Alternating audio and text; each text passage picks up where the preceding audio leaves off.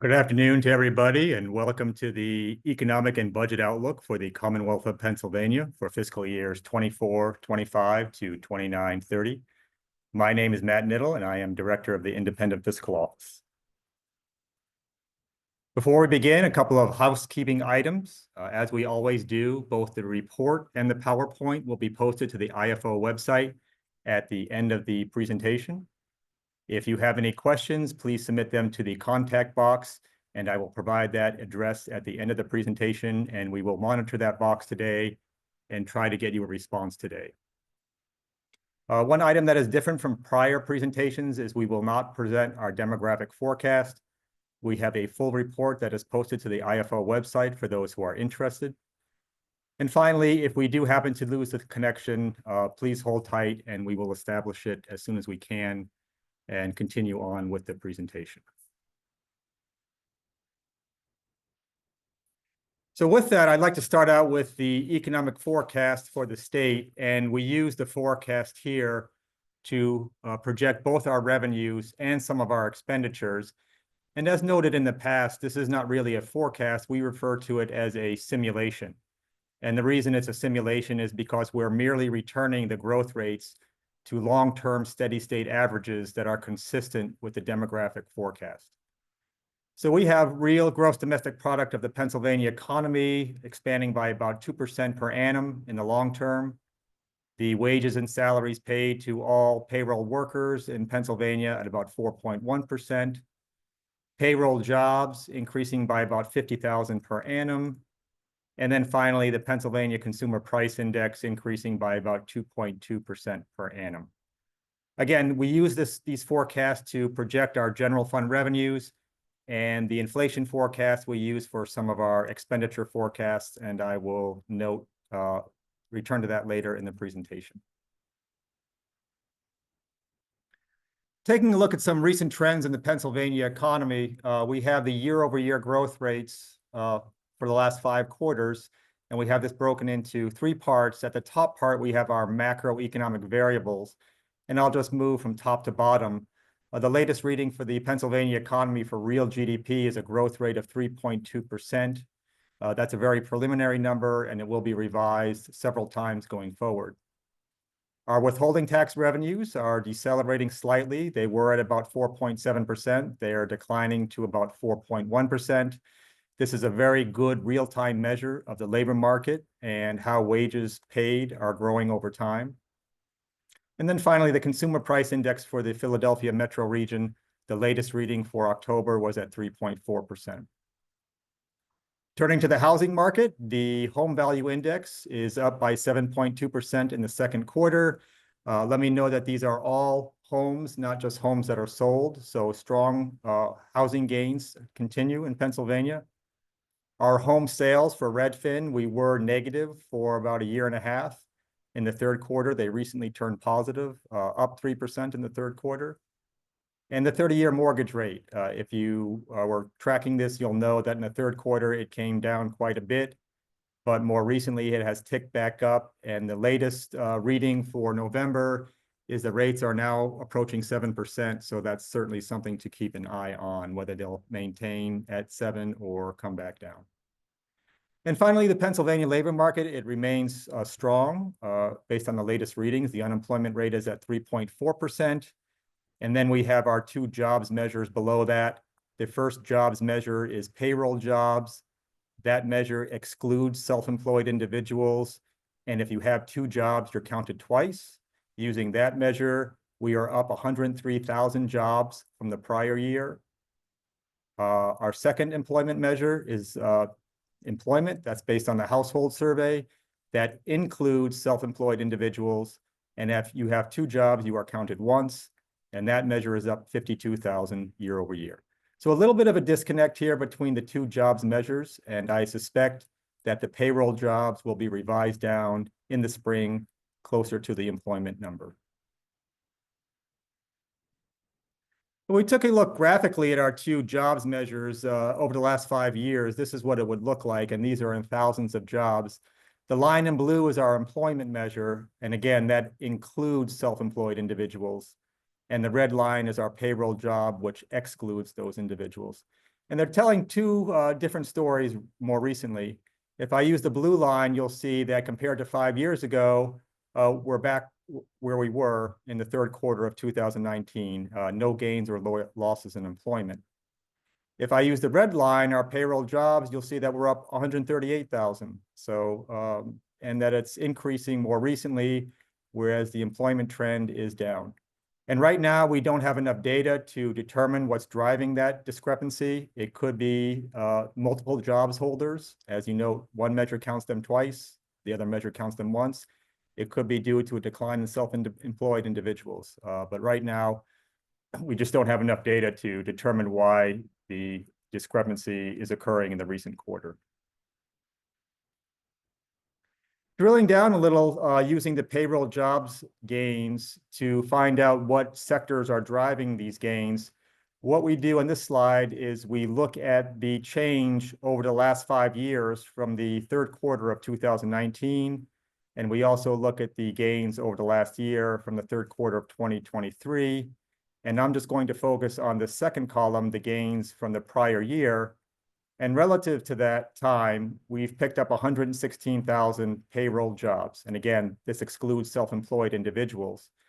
And if you drill down on the industry detail, the subsector detail, what you'll find is that roughly 1/2 of those jobs are in healthcare or social assistance. And I'll say a bit more on that down below. But if I continue down this list, in food service, we picked up 15,000 jobs.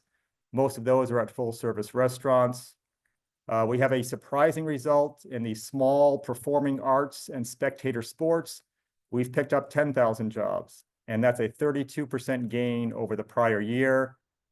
We don't know what's driving that, and we don't know if those job gains will stick or whether they'll be revised down eventually, but a surprising result. For all government, we picked up 8,000 jobs. Half of those are at local school districts. And then, of course, we're still picking up jobs in the transportation and warehousing sector, generally warehousing, FedEx and Amazon, things such as that. Down at the bottom of the table, we have a breakout for the jobs related to care for the elderly. And you can see for the last year, we've picked up 34,000 jobs. So roughly 1/3 of the total job gains were related to care for the elderly. And here we have them broken out, 7,000 jobs in home health care. Now, not all of that is for elderly, but most of it is related to elderly patients. 10,000 jobs for resident nursing home care. And then finally, social assistance, family and elderly services at 17,000. And this is a theme in our demographic forecast that the age 80+ population in Pennsylvania is growing very rapidly. And you will see the implications of this in our forecast for long-term living projections in the expenditure section.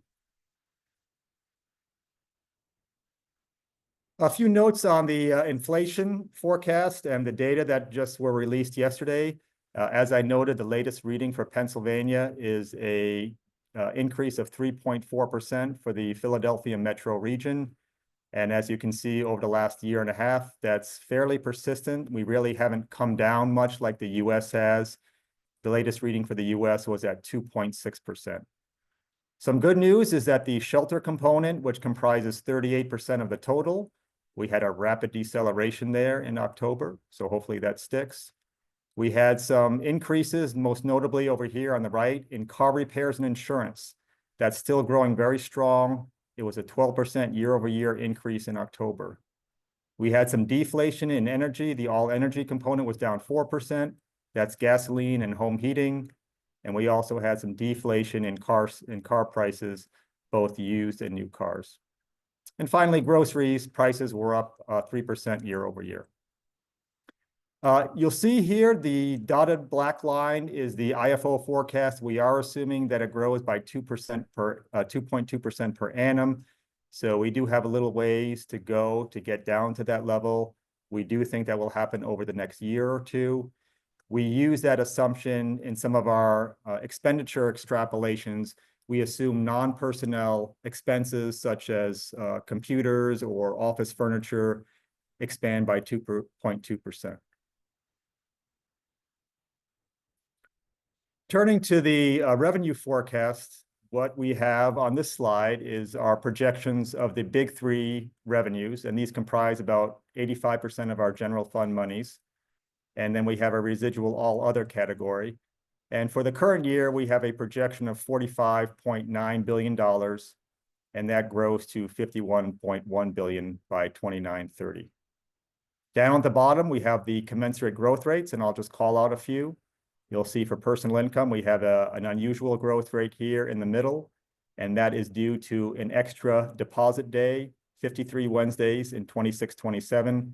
That adds about $160 million in that year.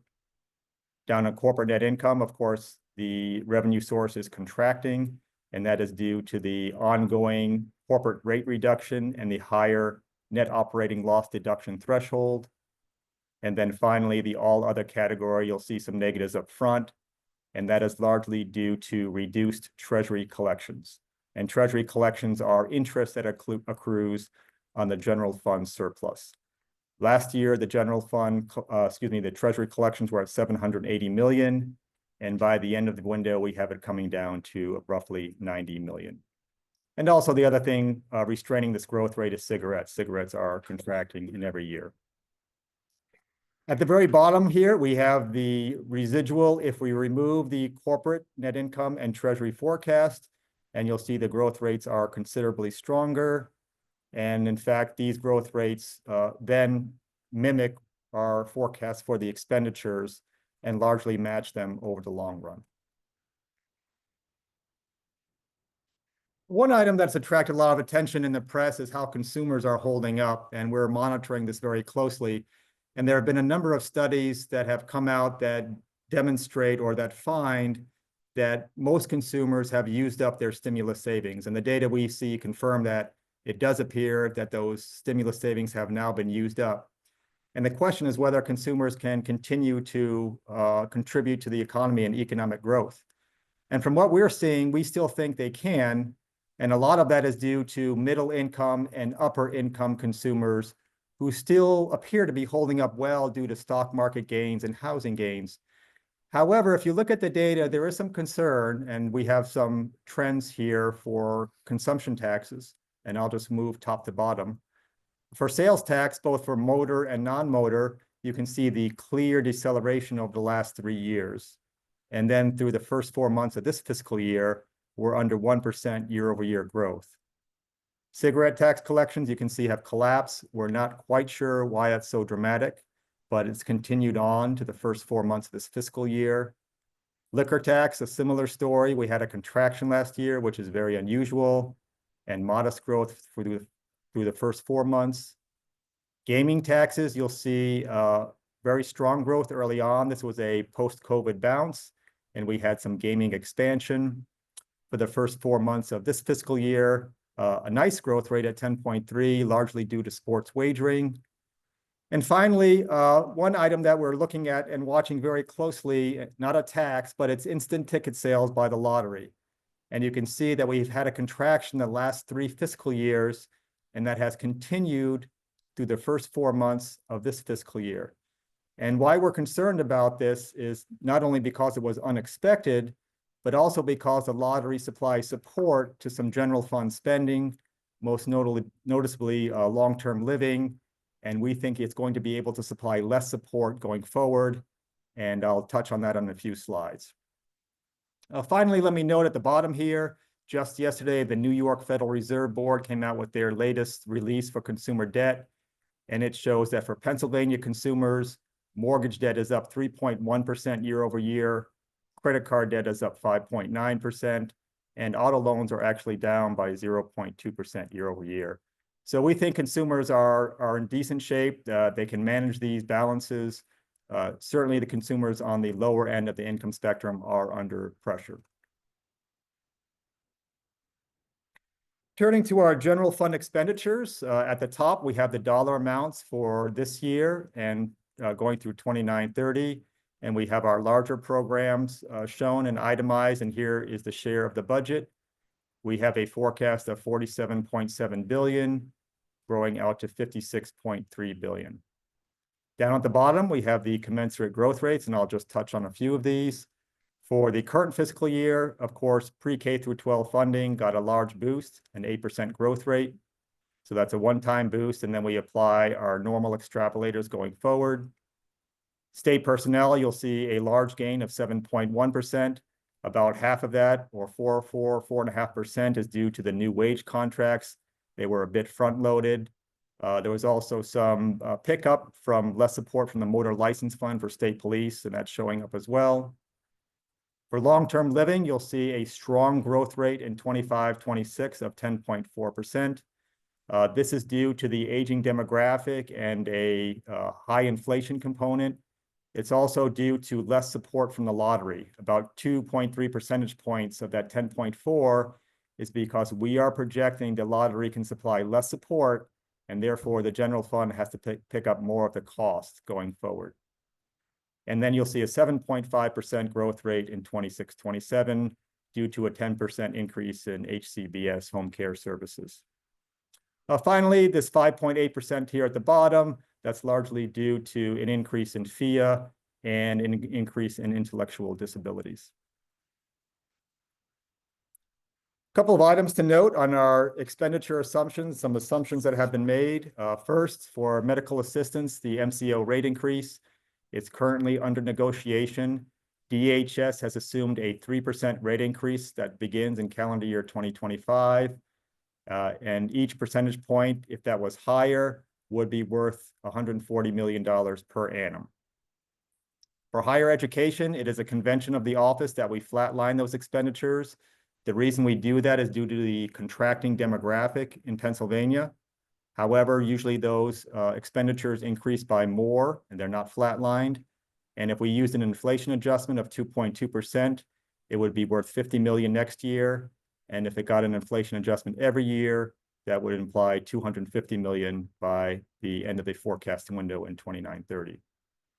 For the motor license fund, we've assumed that it still contributes $250 million in support to state police. That could go down to zero. And finally, we're assuming that there are no DHS cycle rolls in any of our projections. Previous years, there's possible that there's a 1-month delay in the payments. And if that occurs again, it is a temporary savings that could range from about $500 million to $1 billion. But again, we haven't built any of that into our forecast. So moving to the final part of our presentation where we make our projections for the deficit or surplus. Before we present our projections, what we did in this report is to go back in time and look at historical years to provide some context for where we are currently. And we went back to 1819, the first pre-COVID year. And the top line number here is the published deficit or surplus from the budget office. And you can see that we started with a deficit, and then we moved to a large surplus, and then back to a deficit position. And this number for 24-25 is an IFO projection. On the next line, we deduct the direct federal COVID monies received by the state.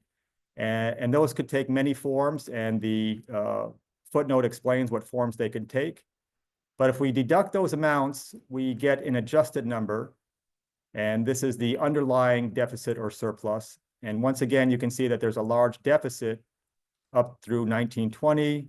And then we turn to a surplus position, and then it reverts back to a deficit position. And just one note about the surplus here, this is largely driven by the $135 billion in individual and business stimulus that was injected into the state from PPP loans or economic impact payments or unemployment compensation.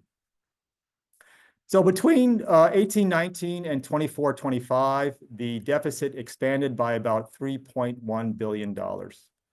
And down below, we've itemized some policy changes that were growing during that time period, and we've put a dollar amount on them so we can see their impact. And let me note that these impacts are relative to the base year, to 1819, and that is why this column is blank, because all of these policy impacts were already baked into our deficit number in that year.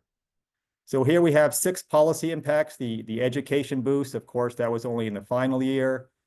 The reduction in the CNET rate, $915 million by the final year. New and expanded transfers, you'll see the increase here in 22-23. That's largely due to the motor vehicle sales tax transfer to the transportation fund. We have less support from the motor license fund, and the general fund is picking that up. We have new and expanded tax credits, and then finally a positive with the gaming expansion. But one of the takeaways here is that the deficit expanded by about $3.1 billion. And one way to view this is that the policy that took effect or was enacted during that time period can explain most of that change over that time period.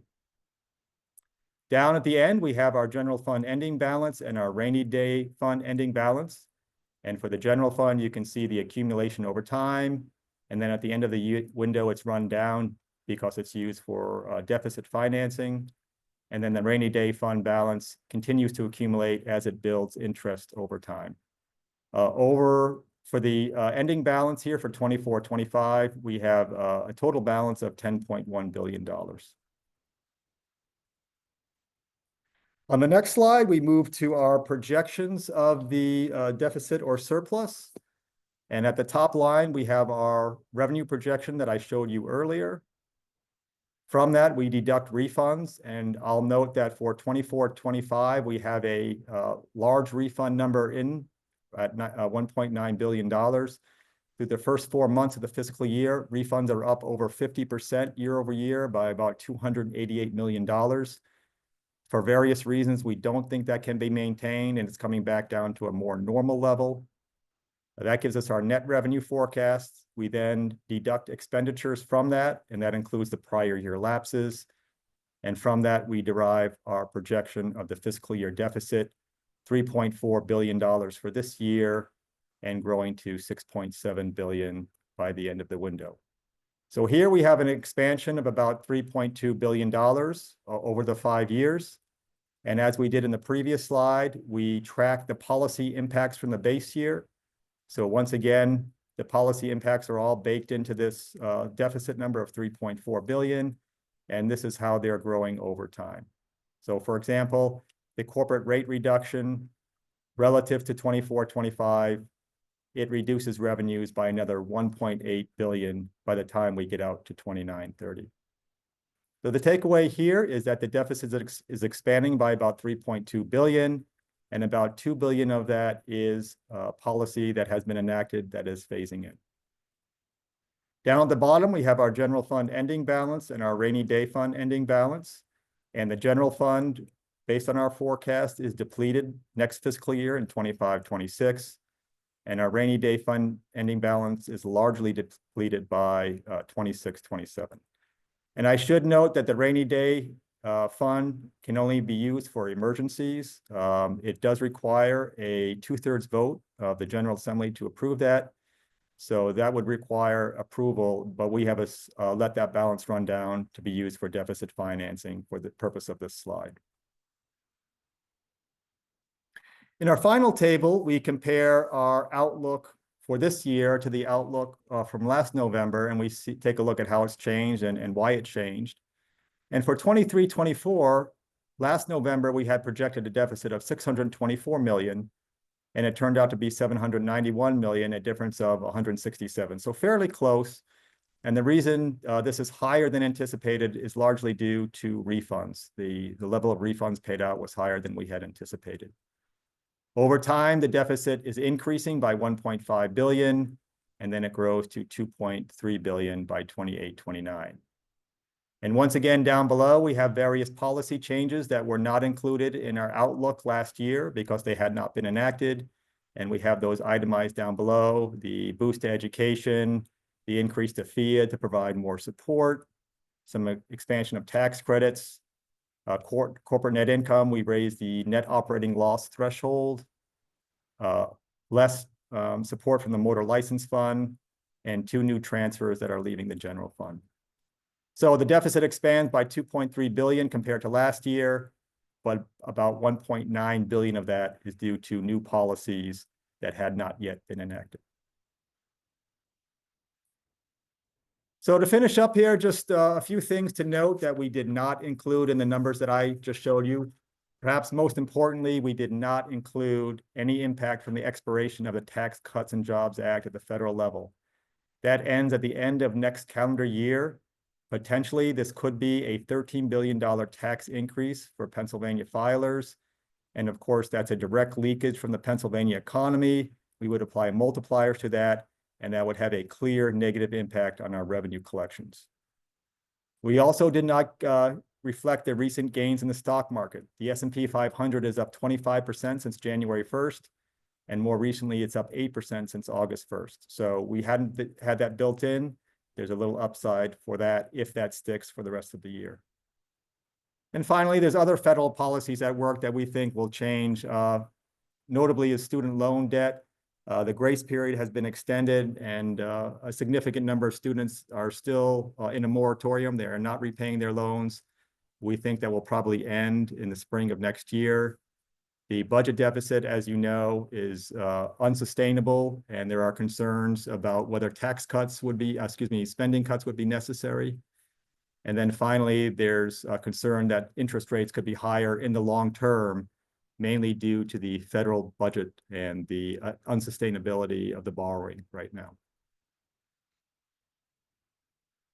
So as I noted, if you have questions, please submit them to the contact box, and we will be monitoring that box through the rest of the day, and we'll try to get back to you today if we can't.